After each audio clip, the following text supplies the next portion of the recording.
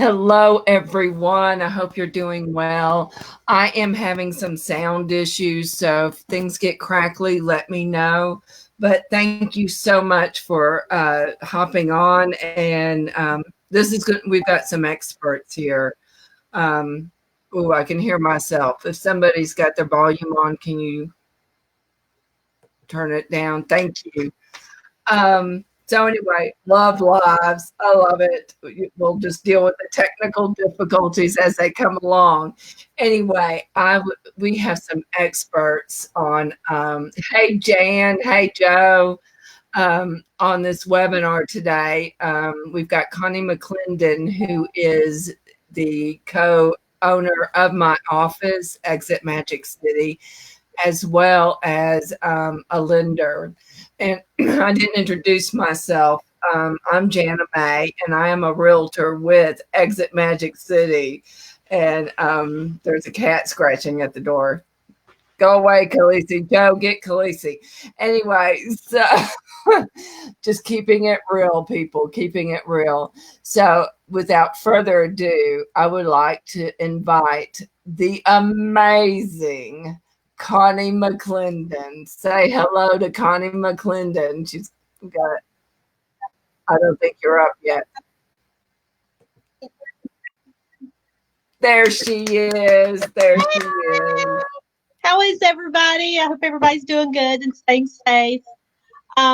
We are doing a homebuyer seminar right now, and I wanted to let you guys know I have been with Alcova Mortgage for 5 years. I've been a lender since 2006. So I wanted to talk to, hey, sweetie, I wanted to talk to you guys about purchasing a home. The first thing you need to do is when you're thinking about purchasing a home, start 5 or 6 months ahead of time to get your ducks in a row.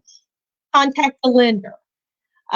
Either ask your realtor, who Jana May would be a perfect person to ask, or your realtor, ask her who they use as a lender, because you want someone that is fair and honest and will treat you the way that you need to be treated. That's a team player. But you need to contact your lender, and the first thing the lender is going to do is pull your credit. They're going to ask for your name, your address, your social security number, and your birthday. And what they'll do, they'll pull your credit, say that I pull your credit. I will give you a call and discuss it with you. Now, when we pull credit, we pull from 3 of the major credit bureaus. It's Experian, TransUnion, and Equifax. And you have 3 different credit scores. Now, I know a lot of you get on Credit Karma. Stay off of it. It has nothing to do with mortgages. So just let someone, your FICO score, I know some of you get it with credit cards. That's a totally different animal than the mortgage industry. So let your lender pull your credit. You will have 3 credit scores. Let's say, just for purposes, you have a 700 credit score, a 650 credit score, and a 600 credit score. Now, they're not going to be that far apart, but let's just say your middle score is a 650. That's the average between the 3. That is what the bank is going to take, is your middle credit score. Now, say that you have a significant other that is going to be on the mortgage with you. Say your middle score is a 650. Say their middle score is a 625. They will take the lower of the 2 middle credit scores. So they're going to work off that 625. Usually FHA requires a 620 credit score. Now, during this pandemic, some of the banks have raised the score. They want a 640 or a 660, but we're really hoping once it's over, it'll come back down. So if you have that score mid 640 and higher, you're probably going to be fine. If you don't have that credit score, then you need to work with your lender. The lender will help you figure out what you need to do to get that credit score up. Most lenders have a program that is connected with a credit bureau that will tell you what you can do to get your score up. It might be pay a credit card down, or pay something off.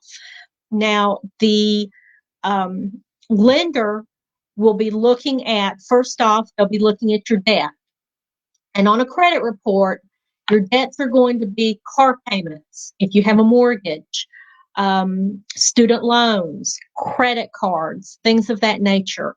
Your utilities are not going to be on your credit score unless it's in collections. Your cell phone, your car insurance, things like that are not going to be on your credit score, on your credit report, unless it's in collections. So remember that. But they'll go through all your debt. They'll see how much you have left on your credit cards, car payments, things like that. Then they'll go into if you have any collections, and they'll discuss that. And also if you have a judgment against you, if it's an IRA lien, IRS lien, if it's a lien from child support, if it's a lien from a apartment complex that you did not pay everything when you left, they might have sued you and put a lien on. So you have to discuss those and get those in order. But your loan officer is the one to help you get your credit score up, to help you get situated to where you can get pre-approved to purchase a home. Once you and your lender get everything situated, they'll also ask you about your income. How much do you make a year? Either you get paid by the hour or by the week or by the year. Some people are on salary. They divide that by 12 because there's 12 months. And what we have is a debt to income ratio. And what that is they take your income versus your debt. So they take all your debt on your credit report and they divide it by your income. So let's just say, for easy numbers, you make $10,000 a month, which is great. Most banks want between a 43 and a 45% debt to income ratio. So if your debt is around $4,300 to $4,500 out of that $10,000, then you're probably okay. Now, the debt will include a house that you're looking to purchase, and then your car payments, your student loans, your credit cards.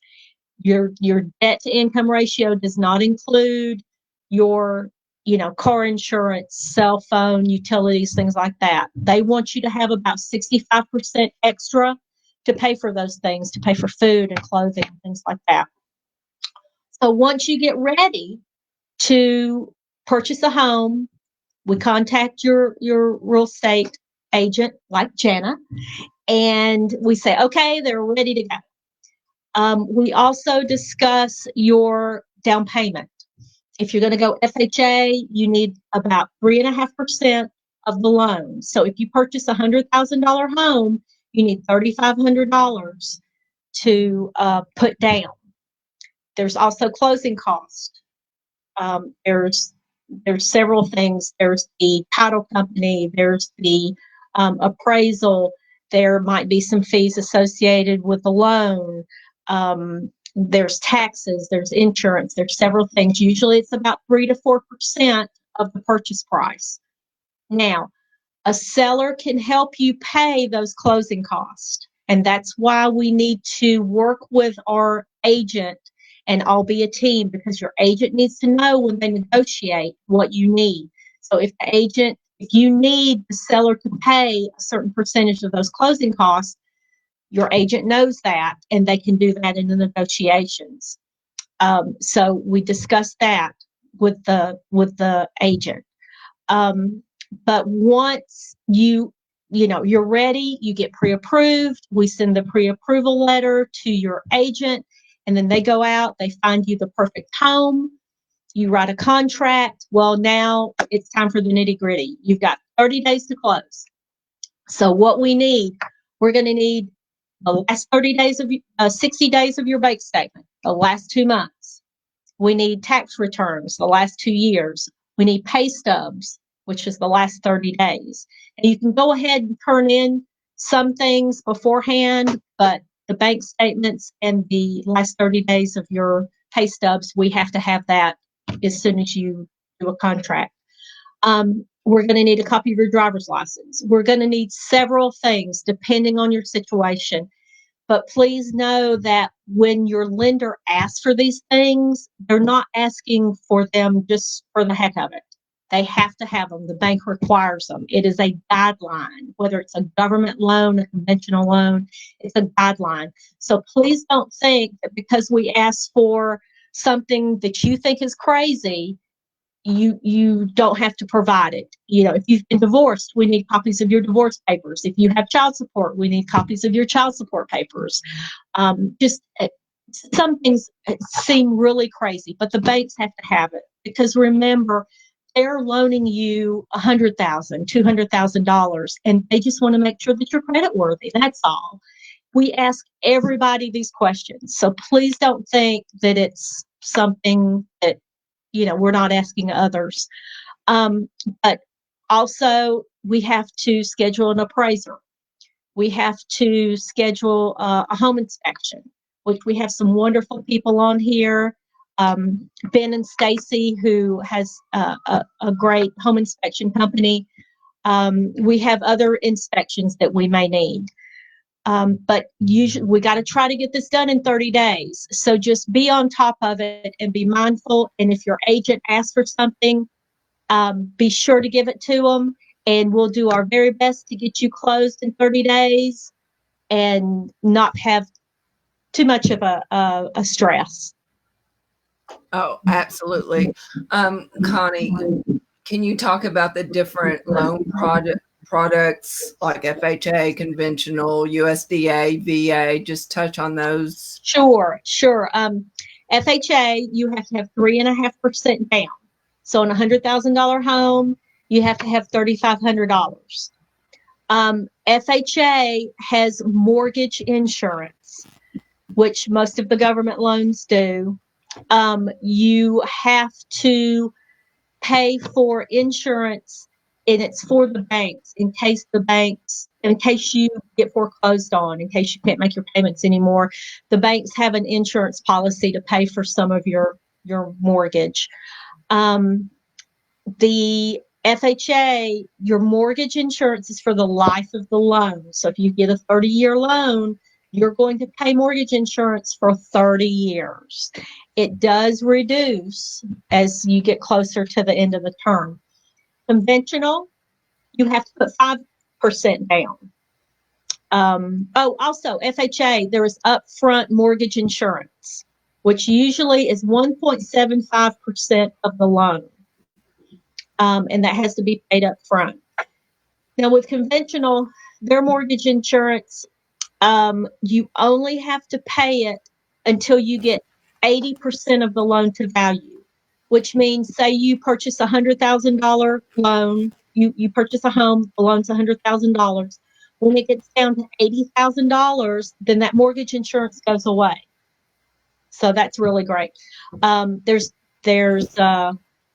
also VA, which is really good. Of course, you have to be in the military or retired from the military. Yes, we love our military people. With VA, there's no down payment. There is an upfront mortgage fee, mortgage insurance fee, which, depending on your type of service, your amount of service, it can be anywhere from 2.15% to 3.5%. If it's your second VA loan, it might be a little more. But that is an upfront fee also. But that can be rolled into the loan. You don't have to pay the upfront mortgage fees at closing. But then if a VA loan, there is no mortgage fee. You just pay it all up front and you can roll it into the loan. The last loan is a USDA loan, which is it's a wonderful loan. It's 100%. You don't have to do a down payment. The mortgage insurance is very inexpensive, but there are several things that you have to do to qualify for that. Number one, the property has to be in a USDA designated area, and that's the U.S. Department of Agriculture. So it's not going to be in the city. It's going to be out in the county. Number two, you have to have a certain credit score, which it was 640. I don't know if they've upped it during this pandemic. Hopefully if they did, they'll drop it back down. And you have to be of a certain income. If you make over a certain amount, you will not qualify for the mortgage. But it's a really good mortgage to get. There's not much that you have to put down, and you do have mortgage insurance, but it's very low. It's the lowest between that and an FHA mortgage. And there are 100 more mortgages, but those are the four main ones. Awesome. Thank you so much. Y'all, does anyone have questions for Connie and about obtaining a pre-qualification to purchase a home? Yeah, and I think that most realtors want that pre-approval before they take you out to show you homes. So, and the sellers want those pre-approval letters too. Is that correct, Jana Mae? Oh, yes. Especially in a seller's market like we're in now, where there's multiple offers, unless you present the offer with a pre-qualification letter, they're not even going to consider your offer. Yeah. So yeah, go ahead before you decide you want to go out and look at a home, get with a lender, get pre-approved. Another reason is because you might want a $400,000 home, but you only want to pay $1,200 a month for a mortgage, and you're not going to get a $400,000 home for that. So that's another reason you want to talk to a lender first. Make sure that your budget is where you want it to be. That's right. Yeah. So now we will change. Do you have anything else you want to add, Connie? No, not at all. Just that, if anybody has any questions, please reach out to me. I'd be happy to help you, or contact an Alcova loan officer. They're in several states in the South, and I'd love to help you. They're a wonderful company. Yeah. And you're a wonderful person. I love working with you. Thank you. Sorry, I'm getting set up for the next session. Ask Jana questions. There we go. Here we go. We got a little rolling crawler. There's that crawler. So thank you so much, Connie. Hang in there, because I do want to open up for a Q&A. I want to be interactive with those who are watching. So type in your questions and comments, and we will answer them. Okay.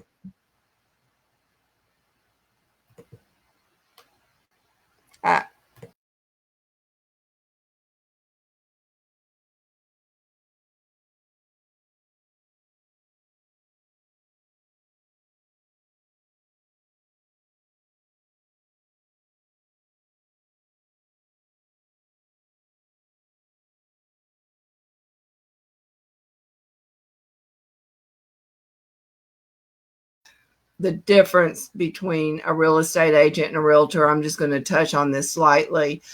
A real estate agent is licensed in a state. We all have to be licensed, but a realtor is a member of National Association of Realtors, and we are held to a higher standard and with ethics and professional.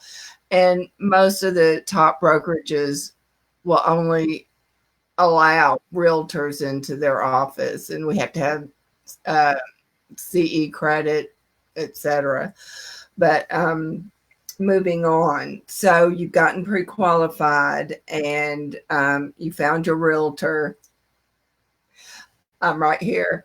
And also, I need to clarify. This is where I'm going to be as broad as possible, but I am licensed in Alabama. So where I relate to Alabama real estate laws, it will be Alabama real estate laws. But a lot of this you can use in broadly in other states. There are different types of representation you can have from a realtor. I'm only going to cover two, which is transaction broker or single agent. Transaction broker does not represent you. They just do what you tell them to do. They cannot give you advice. A single agent once you sign a buyer's agency agreement with a realtor, that realtor is your single agent, and that realtor has fiduciary duty above and represents you, where that means they hold your best interest to heart, and they they can advise, negotiate, just really they work for you. It's similar to hiring an attorney. Let's hope none of us have to. So that's the different types of representation. So you pre-qualified, you've signed a buyer's agency agreement. Now it's time to go home shopping, and most home shopping starts online 90% of the time. And that's good to get to know what's going on in the market. But once you have your realtor has access to the multiple listing service, which is where all the realtors put their listings, and it gets syndicated to Zillow, Realtor.com, IDX, which goes on to all the realtors' websites, etc. So that's how sellers promote their houses, and that's how buyers find their houses. So what your realtor will do will create and let me know if my sound goes. Oh yeah, and Ben says, in other words, we'll come back to that, Ben. Thank you. Where was I? Your realtor will set up a search specific to you that fits within your criteria, your wants, your desires, in a property, community, etc. And knowing what you want will save a lot of time. So you need to consider, how far do you want to be from your workplace? What do you do on the weekends? Do you play golf? Do you want to live near a golf course or on the golf course? Have a great house in Ballantrae if anybody's interested. Or do you want to live near a park so you can jog? Or do you have pets? Do you want a dog park? So all these things matter, as well as school systems. Realtors cannot give opinion on schools, but there are places you can go online to search ratings and scores. So you do want to keep within your price range. So a realtor will be able to fine tune the search for you, so you don't have to go enter the find the house on your own. And once you start viewing homes, something that's important is the home tidy and well kept. That would give you an indication that the home is well maintained. And a good realtor will be able to walk you through that, guide you through that, and advise you if that realtor has fiduciary duty. One thing, a house is not a home because of room dimensions. It's a home if you, from the moment you walk in and you can envision yourself living there, that makes a home. So I love it when I got goosebumps when I show buyers houses and I see the glint in their eye the moment they walk in. There's nothing more beautiful. Anyway, so now you found your dream home. So a good realtor will provide you with comparable properties that have sold in the last 6 months to make sure the offer you're going to place is a good offer. Depending on the market, like right now is a seller's market. If I'm concerned that there's going to be multiple offers, I will ask the seller's agent or the seller if they have multiple offers. They don't have to tell me that, but in most cases they do, because they want the highest and best offer. So, I would go back to my client and let them know that there's multiple offers, so you know what position you're in. If a house has been sitting on the market in a hot market too long, then we know we can negotiate and work down on the price. So, okay, you found the house. A good realtor will walk through all the offer documents. I won't do that here because that would take about an hour, and I don't want to be a cure for insomnia. But you will go through the offer documents with your realtor. However, I'll touch on a few. An offer is usually accompanied with earnest money. And earnest money is not mandatory, but I have never received or given an offer without earnest money. And the standard, depending on the price of the property, is usually about $1,000.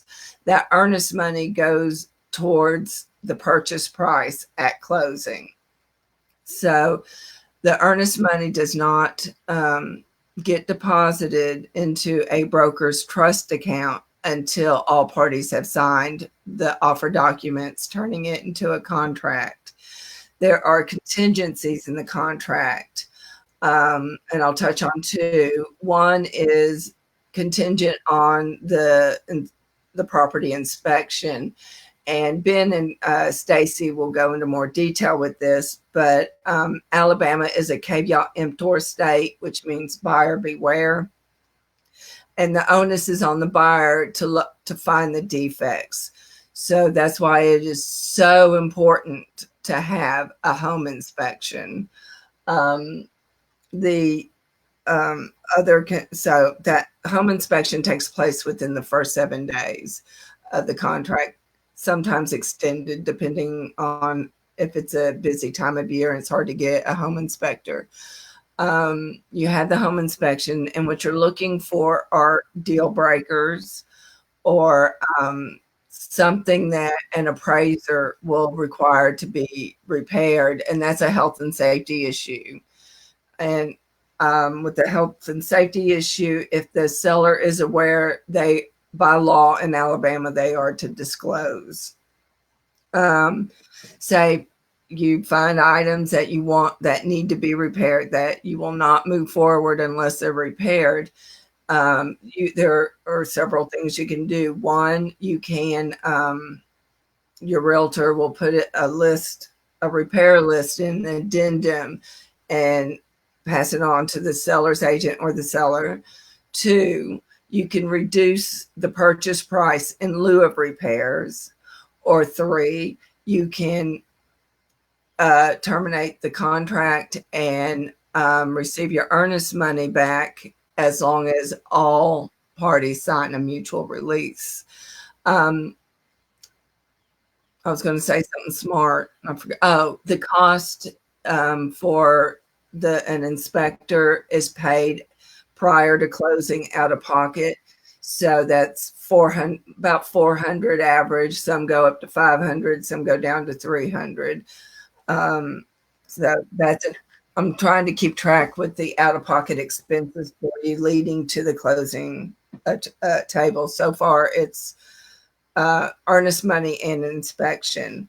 So, okay, the inspection has everything's resolved, taken care of. Now it's time for the appraisal, and Connie can speak if you have questions about appraisals.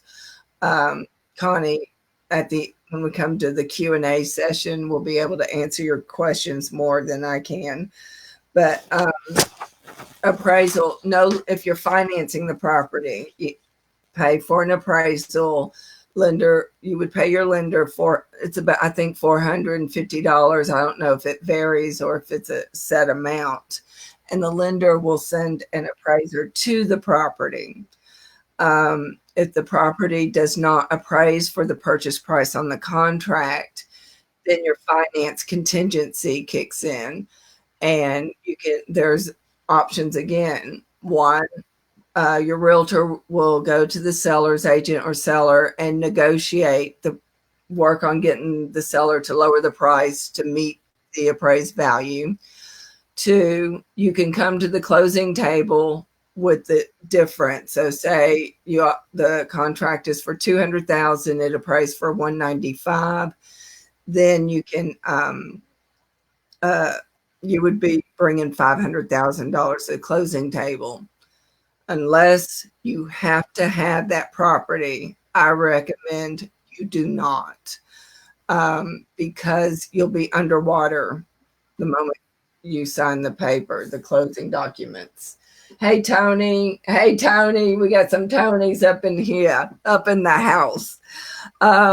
So, okay, the house is appraised. Everything's good. Then we head towards the closing table. All the contingencies have been met. One thing, and Connie can shed more light. While you are under contract, work closely with your lender before I tell my buyers, do not spend more than $100 unless you talk to your lender. So during this contract period, you do not buy appliances without checking with your lender. You do not buy furniture without checking with your lender. These things can affect your debt to income ratio. And I don't know, I can't remember if Connie mentioned, and I'll bring her back on at the end. I think it depends on the product, the mortgage product you use, but it's like 40-60 is the rule of thumb, but we'll check with her. So, yes, that's the home buying process from the side of a realtor. So now I am going to bring on Ben and Stacy. Oh dear, where are they? Ben, Stacy, where'd y'all go? There they are. I don't see them. Let me see if I bring them up. 3, 2, 1. Hey y'all, I don't see, I can't see y'all. It's a blank screen. Can you hear me? Ben, Stacy.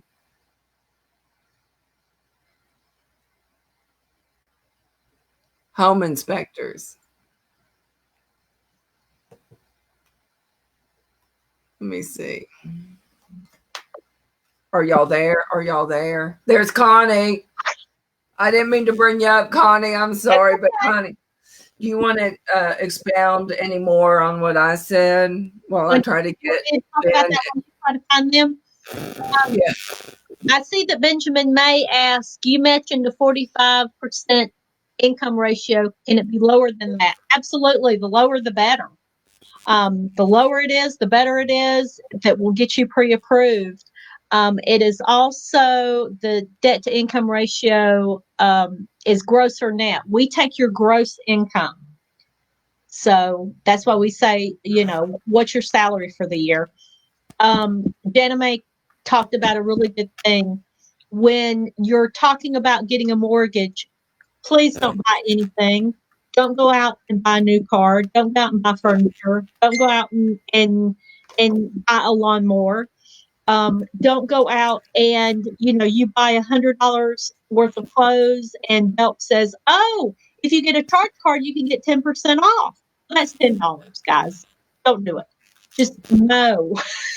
Don't buy anything. Of course, if it's an emergency, your car dies, you have to purchase a car. You have to purchase a car.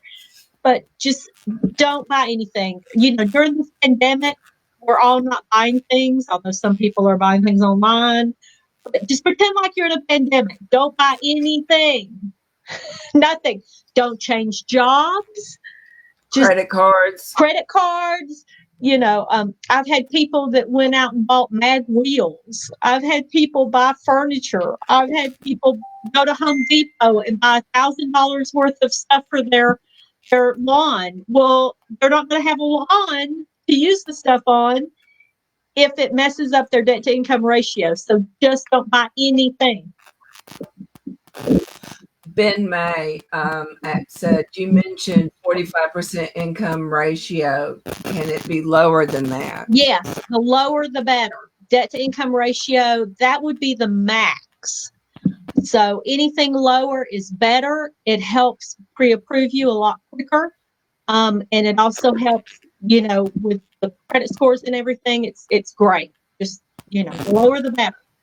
What about those blessed people who don't have credit cards, don't have any debt, what do Well, they do? I yeah, know someone who's watching right now in that situation. yeah, it kind of sucks. Your grandma said pay cash for everything, or your grandfather said pay cash for everything. And unfortunately, in this day and time, you can't do that. You have to have some credit. The banks have to see that you are able to pay things back, and that you're a good, that you do that very well. If you don't have credit, I would say that open up a couple of small credit cards, maybe Kohl's or Belk or Home Depot. Don't try for the Visas or whatever. Also, they have things called secured credit cards. You can go to your bank and ask them if they have one. It's kind of like a prepaid debit card. You would pay them $500 up front, and then you would go charge, say, $25 a month on it at Walmart or something. When it comes due, pay it off, turn around and do it again. Pay it off, turn around and do it again. It just shows that you're able to pay things back on time, and that helps establish your credit. Or if you're very young and you have parents who have credit, maybe they will make you an authorized user, which is what I've done with my daughter. I've made her an authorized Oh, user on some of my credit cards, and my credit score kind of goes over to her because I make my payments on time. So she has good credit because I do. that's um that's awesome. yeah, I did not know that. yeah, Thank yeah. you. Now I'm not giving her a credit card. I'm just putting her on as an authorized user. But she doesn't get the actual card. No, no, no, no, no, no, no, no. She would put me in debt in 5 minutes. Okay. Yeah. Uh, I can appreciate that. You can ask my husband about that. Joe, did you hear that? So, are there any other questions Did you get for Ben and Connie? Stacy? Um, I don't. We are watching and connected to you. All right. I've got y'all on the screen. Stacy, Ben, can y'all say something?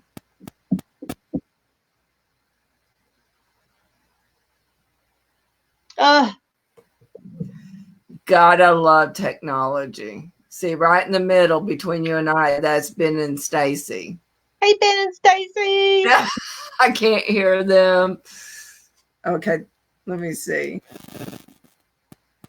Do you have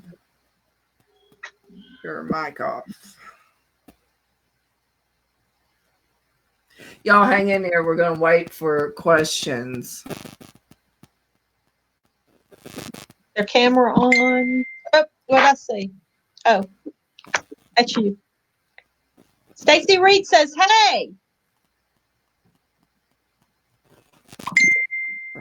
That's me again. Yeah, Rihanna C says, "Hey, Rihanna." Um, say something through Be Live, Stacy, Ben. What I could do with Ben and Stacy, one, work out these little technological issues that are continuous. Yeah. Megan said they are looking a little blue. Y'all ask questions about the, realtor or real estate aspect or lending aspect. Jana May, maybe you can go on with them on Monday I think so. and get this all figured out. Yeah, that's what I'm going to do. Yeah, So yeah. we are here. If you need to reach Connie, call Connie. Call Connie, all one word, to 85377. Click on the link, and that is my mobile business card. All exit agents have it for free, by the way, which is about a $700 value.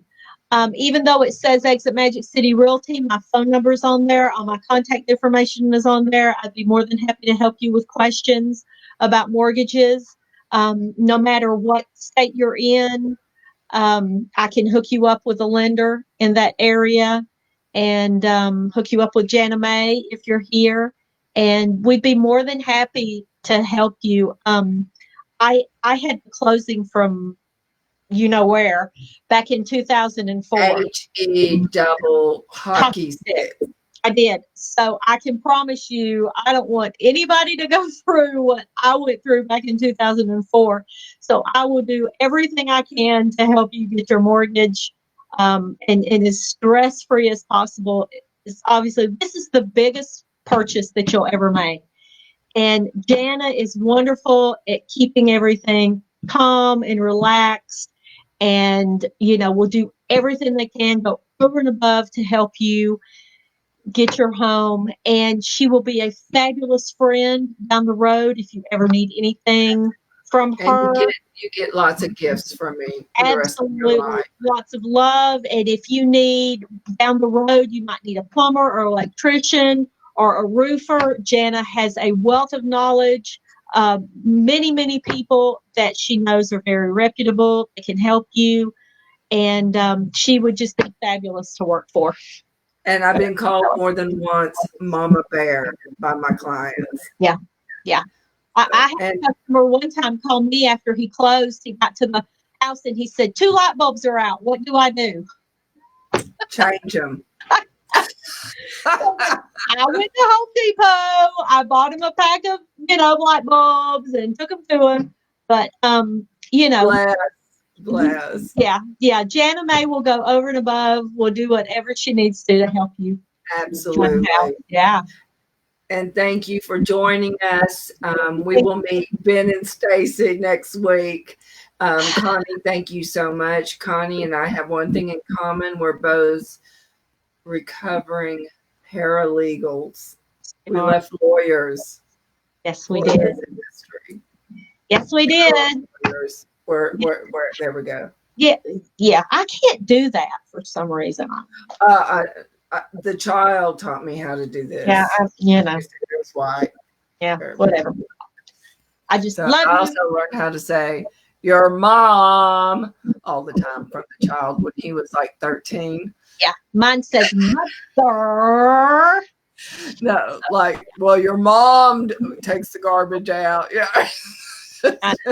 I know. Joe and I have not outgrown it. Okay, I'm being too authentic. I am a professional, and I look forward to working with anyone who needs a good realtor and want to have fun during the process. That's me. Yes. So y'all take care. Absolutely. Have a good weekend. Stay safe, stay healthy, and stay home. Yeah. Bye, y'all. Thank you. I'm sorry you didn't make it on. Bye, guys.